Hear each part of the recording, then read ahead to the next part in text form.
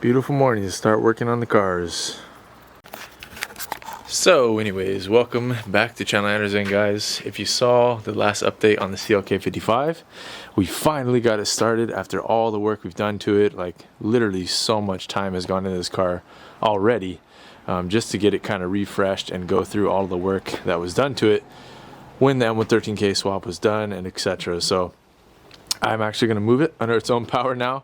We're going to get the C36 out of the garage, get this thing moved in because I need to change the fuel filter and possibly mess with the fuel pump assembly. And I jacked it up once on the dirt and it was sketchy, so I am not even going to play around with that at all. I'm just going to move it into the garage where it's nice and solid and easy to move around. We're going to play a little bit of car shuffle right now too, because we can get a lot more real estate with the cars on this side if they're not at an angle. When I first parked this thing and didn't know I was going to dive into everything I was, yeah, basically just slanted it. Anyways, I'm going to get that moved into here. C36 is going to sit back there for a little while. E420 is going to move over to this spot nice and straight, and then we'll start diving into the CLK.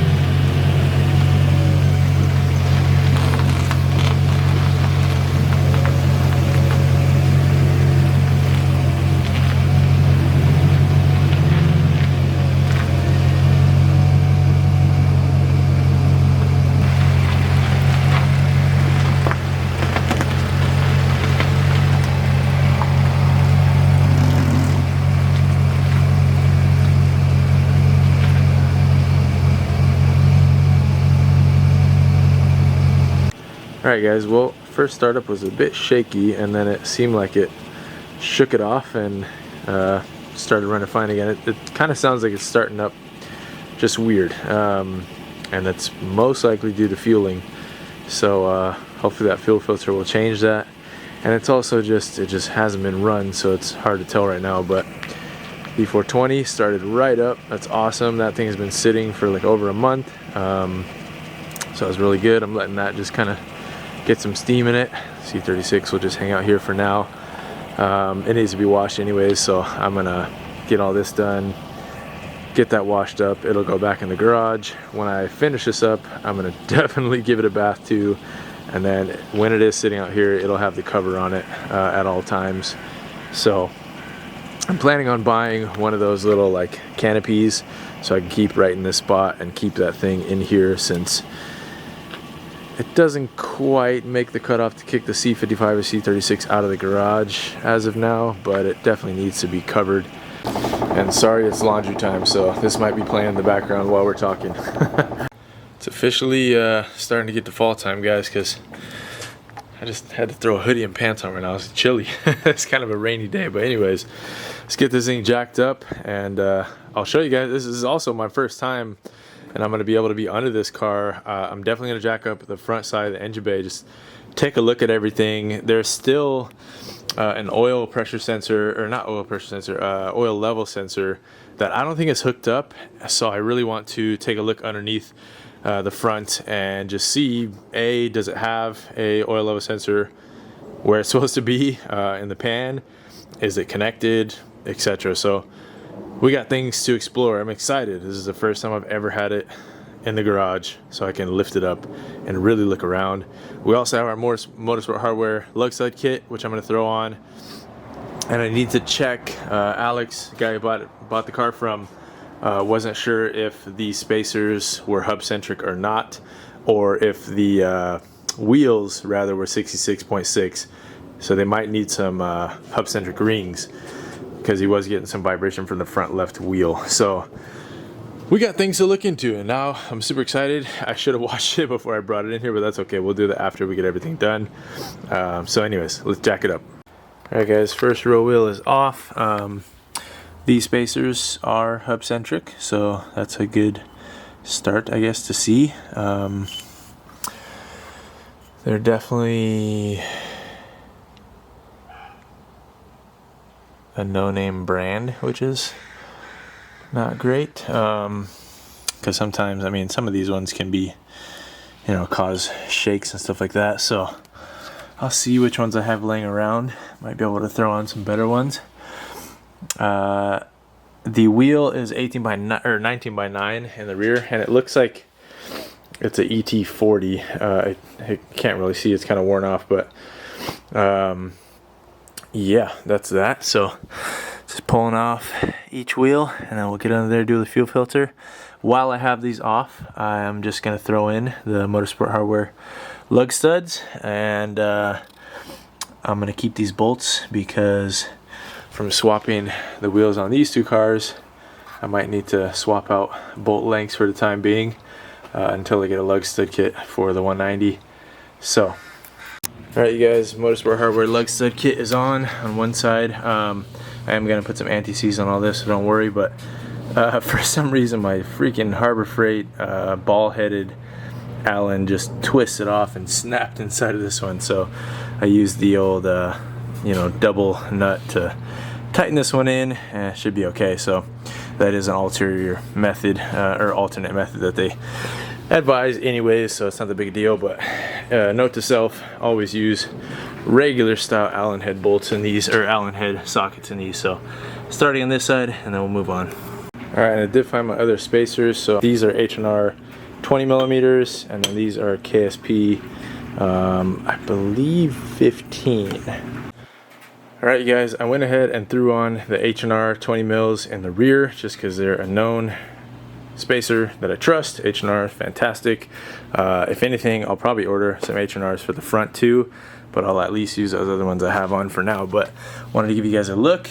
Motorsport hardware lug stud kit, beautiful as always, nice and clean. You know, I run it on everything. They're just, I don't know, they're the best. Like every Mercedes I get is always gonna get a lug stud kit as one of the first mods. It just makes life so much easier, and it's great for wheel exchanging, or, you know, changing wheels up, setups around, different spacer setups. You don't have to buy bolts every single time you change your setup. So love it. Thank you, Motorsport Hardware. Again, you always help me out, always helping out the channel, so big love to you guys. Appreciate it. Well, now we got our fitment dialed in. I'm gonna leave this wheel on, and I'll take this wheel off so it's a little bit easier to access the fuel filter, and let's get boogieing on that. So 002 477 5701 is the Mercedes part number for this, but I just got this because it was significantly less money, and you know, Phoebe is still a reputable brand. Alright guys, couple 10 mil plastic retaining nuts off. We got access to our filter. Here's our new one for reference. So you can see there, big one is from the tank, that's from the pump, that's our vacuum, which is reading off of manifold pressure, and then I believe this is our send, or yeah, I think it's send. This one, the big one, goes back to the tank, so that's the return line, whatever doesn't need to go. So they put all nice clamps on here, which is good. Just gonna get this off and pop the new one on. I'm gonna check real quick if I have my little hose clamps, make this a little less messy of a job. Alright guys, I think it's safe to say we're in Washington for sure, and we can't escape and keep it summer all year long, but anyways, I was just on the phone with my good buddy Josh from Creative Steel. Different Josh, I know we've been talking about Josh's Mercedes swap shop, shout out to you as well, but Josh from Creative Steel and I were talking.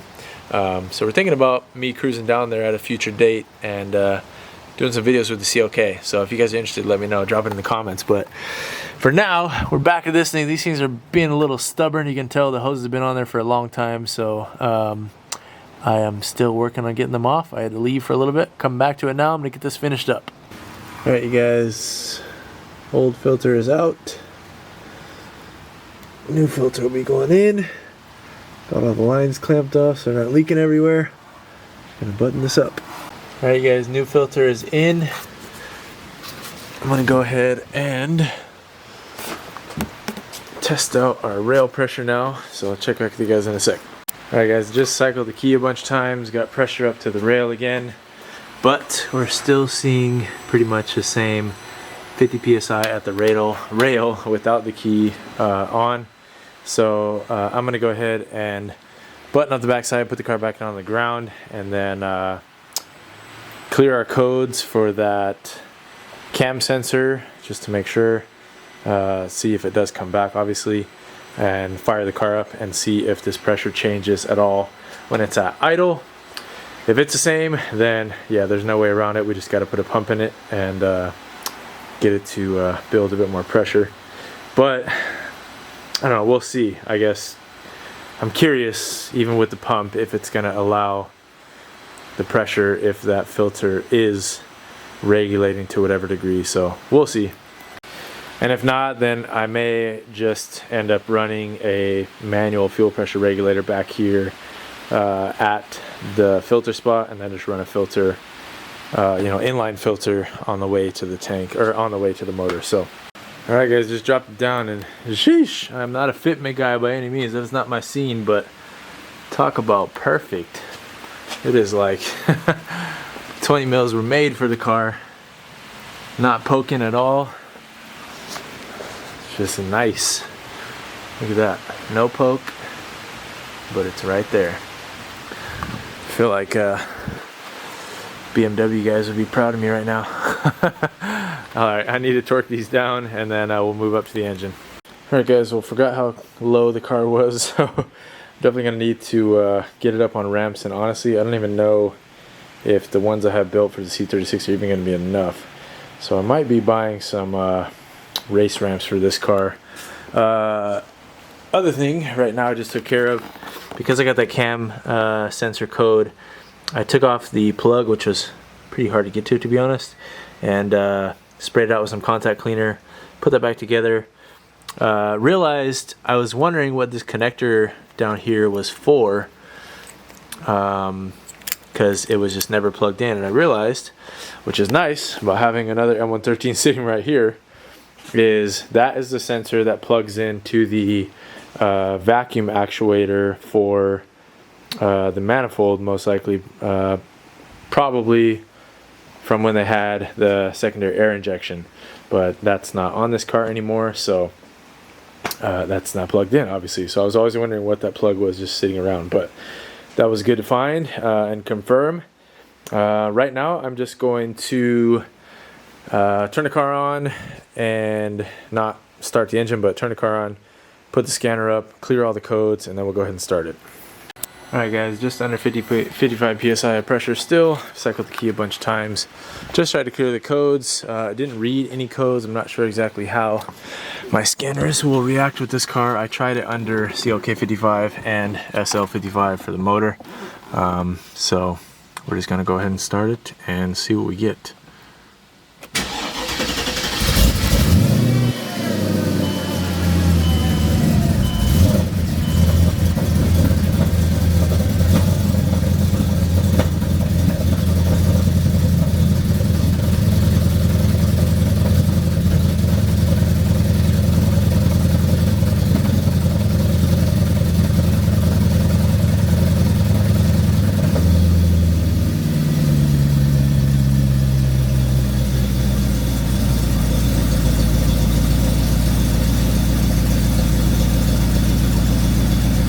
Smooth itself out. Definitely rough there at the beginning.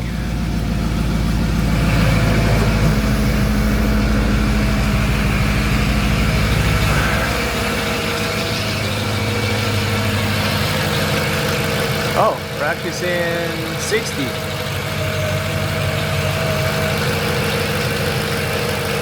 It's about 62. Awesome. Alright guys, well sweet man. That's a huge improvement over 55. We're like just under, looks like 63 psi. So, super dope.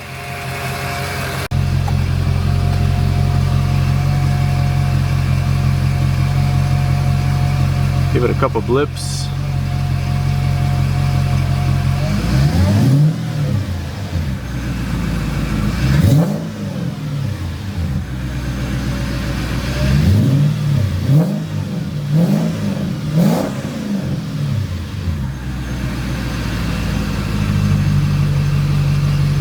That is awesome, guys.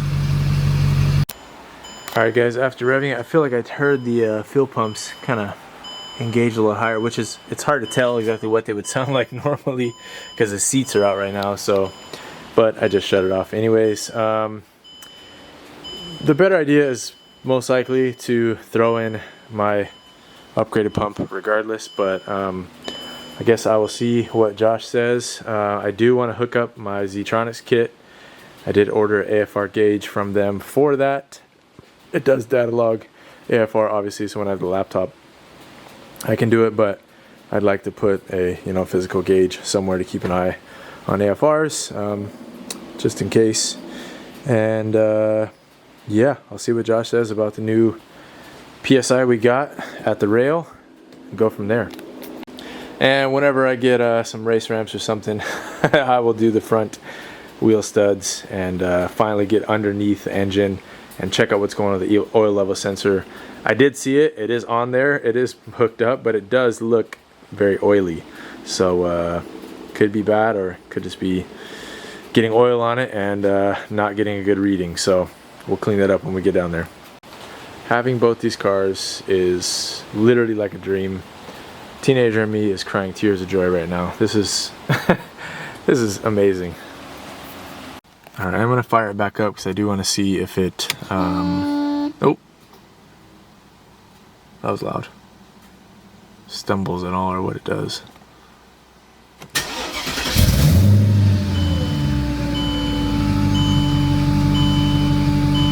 Yeah, that pump definitely got way louder. Cut that off. Pump sounds like it's running at way too high capacity, so probably changing that out. My barn find CLK, guys. Anyways, we're back at it. I still don't have the ramps. The ones I found locally, they were not going to work. So I didn't order any yet. Fingers crossed. Maybe the little wood planks will give us enough room, just enough room. So I'm going to try it, and if they don't, then we'll see. But let's do. Oh, also I got one last final piece from my Z-Tronics kit. It's AFR lambda gauge, so that'll be added on, so just so I have, an all the time view of AFR.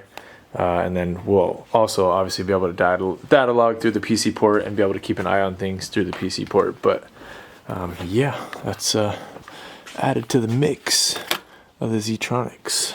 That'll probably be a separate video that I'll make, just because I don't think anyone really has one for Mercedes specific Z-Tronics wiring and all that. So I need to finish studs in the front, and then I will go around once we get this in the air and give you guys a view of underneath, see what it looks like. Alright, you guys, back with Project CLK here. Finally got the front jacked up. Luckily my wood little planks that I made for the C36 were just enough to get clearance for the jack up front. So we're going to be exploring underneath, but the first thing I found out, Alex had told me, the previous owner, that he was getting some type of shake in the front wheels, and he never really knew. I don't think he had them off at all, so he didn't know if it was the wheel being bent or whatever, but I know for sure this is what's causing it now. The spacers, they are hub centric to the hub itself, but the actual wheel sitting on this is not going to center it off of the bore of the wheel. The W203, W209, a bunch of different Mercedes models with this kind of weird protruding front axle, you know, with the grease cap and all that stuff, they need a special capped spacer. I'll pop it up on screen. You guys have seen me use them on the C55, and actually I had to end up cutting mine on the C55, so they're still there. If you can see into there, maybe. Let me get the light in there. So that little thin piece of metal, if you can see, I actually had to trim the actual cup off to fit these raised wheels, but they typically just sit like, it's basically just a cap. It covers up that whole section. So I'm gonna order a set of 15 mil spacers. That's what was on the front, and try it out. I might even order 20 mils, to be honest, so that way it'll have the cap spacers. Maybe 15 mil, I don't know. That's 18 by 9 on the 20 mil. It does poke out a little bit. These are, let's double check what the specs are on these wheels. Alright guys, so just verified these are the correct center hub bore, 66.6, just like the rears were, so nothing differentiates for that side. Just test it out with other spacer that I have, but looks like these are a 19 by 8 in the front, and the ETs are really hard to read on these wheels, but I want to say that's either 40 or 46. So I'm gonna end up changing these wheels anyways.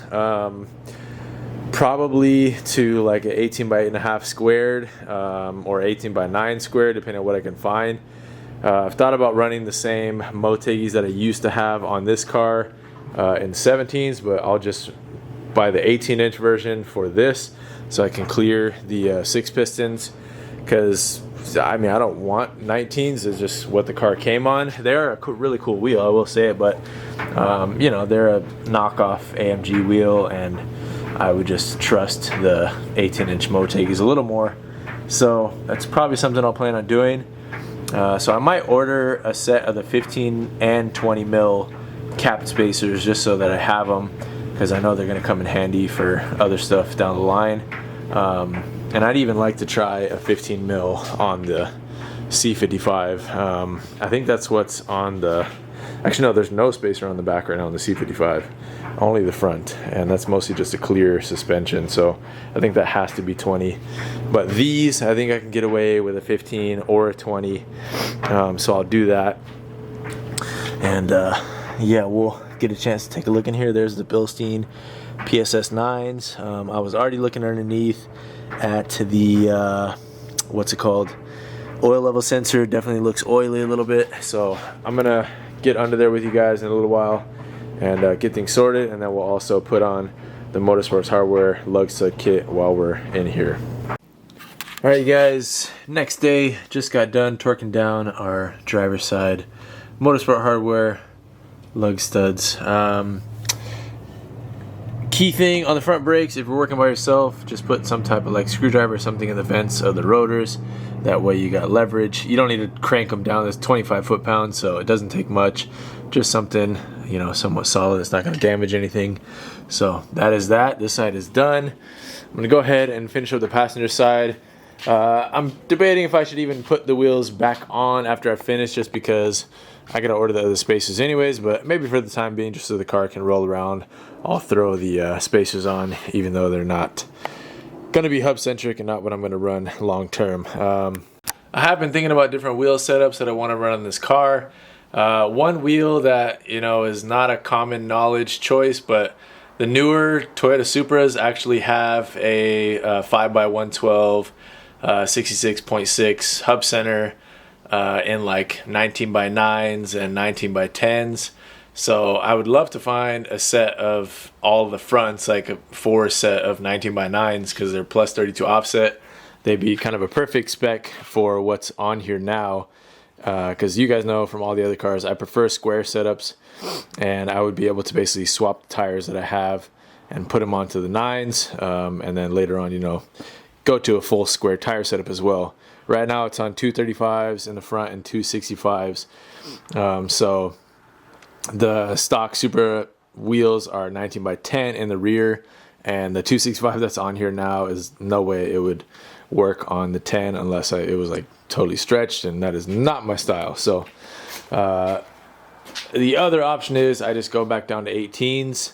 I do like these wheels, but I just don't really have an interest in running 19s unless there's something like those Supra wheels, just because they're a factory wheel, they're forged, they're pretty light for what they are, and they look pretty good. I would paint them definitely, because the weird half and half, like silver and black, is kind of weird, but they would look pretty good. So that is that. Let me go ahead and start spelunking underneath the car and show you guys what we find. Alright guys, let's take a look underneath here. I am going to wrap up this video soon probably, but wanted to at least give you guys a look. There is our oil level sensor, and I can tell we definitely have some type of leak going on, whether it's from the pan. I can tell the pan was resealed because it's got a crazy amount of RTV in some areas. Oh, it looks like the starter might be newer. There's our Kleeman. Let's see if you guys can see that. Our Kleeman headers. And doesn't look like it has any cats or anything. So for some reason, like, the whole exhaust is really nice, and then this midsection is kind of cheaper. It still is fine, but I think I'm going to plan to put a resonator in the single section back there. I'm not going to bother putting cats in just because no need. Don't need them in Washington, so I'll probably leave it, but for the most part it's pretty dry under here, to be honest. It's even this oil is not like crazy. It looks like it's been happening over time. I can check the torque on all of the oil pan bolts, and then I'm going to clean the sensor off, and hopefully that'll do the trick of letting it get a reading, because it looks very oily. So I'm not going to be able to start the car up right now because I need to do the cam position sensor. Things going bad for sure. Just got a new one, but I'm not going to put that in this video, otherwise it's going to be too long, and that's kind of an important little piece of information, so I'll make it into its own video. Other things looking around, guys, there is the I believe these are white line sway bar links. They could be yellow speed too, but they look like the white line ones. I believe they use gold. And then again, there's the Bilstein PSS 9s. I do plan to raise this thing up a little bit because it's kind of low for my taste, but we can leave it as is for now and see how it sits. But yeah, for the most part, it's in good shape. Even the control arm bushings are still in good shape. Those are hydraulic filled, so I'd like to get rid of those at some point and put the poly bushings that I did on my C55, or maybe I'll just get the whole Synchro Design Works arms in there. Maybe I can hit them up. Maybe they'll be interested in sponsoring. I do have the Creative Steel trans mount as well that I can throw in here. I do plan to do the whole Creative Steel mount package, engine mounts and transmission mounts. We're actually talking about going down there and doing a video together to do the install on that. So something that could be in the future for you guys to see. Let me know if you'd be interested in that. I think it would be super fun to get down there with Josh and Jess and the rest of their family at Creative Steel and do an install video while at the shop on the lift. So something planned for sure. Let's see where there's one of the auxiliary coolers right there. This car, I mean, the more and more I spelunk around it, like, it was definitely overall well put together. The fit and finish of mostly everything has been really good. Like, the only thing that was scary on it, and it wasn't like scary, but it just wasn't a good look, was the wiring. And even that, it worked totally fine. It just had way too many splices in it and was way too long. But after cleaning that up, I mean, everything I've really touched and seen on this car has been pretty good, and that's a relief to see. Like I said, there's definitely been some money put towards this thing, so it's really cool to have it this close to kind of where I want to get it. And I promise you guys I will get this thing super cleaned up once we get done with all these little projects. Got to get those cap spacers. Those are on the way from a seller, same seller I bought off of eBay for the C55, and these have been great. Never had any issues with vibration or anything from those. So yeah, those are on the way.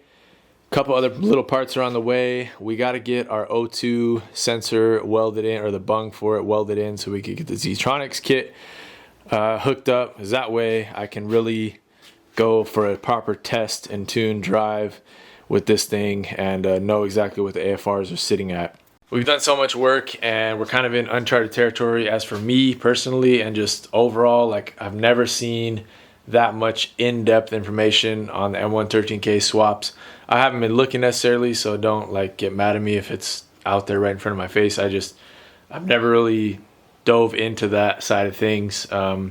Never really expected to own an M113K, to be honest, but it just kind of stumbled into place and happened. So now, since then, I'm really kind of trying to gain a better understanding of them and do right by this thing. Make sure it's getting the proper fuel, proper everything to make it run nice. So we are getting there. That said, guys, I think we're going to close it out there. Again, as always, and I hope you guys show love to them as well, but Motorsport Hardware, they have literally helped me out with every car we have on this channel besides like the C230, but they're sending out another lug stud kit for the 190E. They've given me lug stud kit for this, and this, and all just out of the support of my channel and what we're doing here, guys. So to have a company like Motorsport Hardware backing what we're doing, and even though, you know, it's a small piece looking at it, but it's still, you know, cost, and it's a very pivotal piece, a vital piece for all of the builds. So it's awesome to have their support, and can't thank them enough. Huge shout out to Ryan. He's the one that I always interact with via email with Motorsport Hardware, Ryan Castro. So thank you, brother. I appreciate it, man. And yeah, that's about it, guys. I hope you guys enjoyed this one. There's more on the way, of course. Like I said, the cam position sensor, I'll get it thrown in there. It's gonna be a little tricky because stuff is in the way versus, you know, like on the NAs. And we got some stuff to do down low, and we'll get there. We'll get there. We will. So stay tuned. Catch you guys on the next one. Thanks so much for watching. Peace.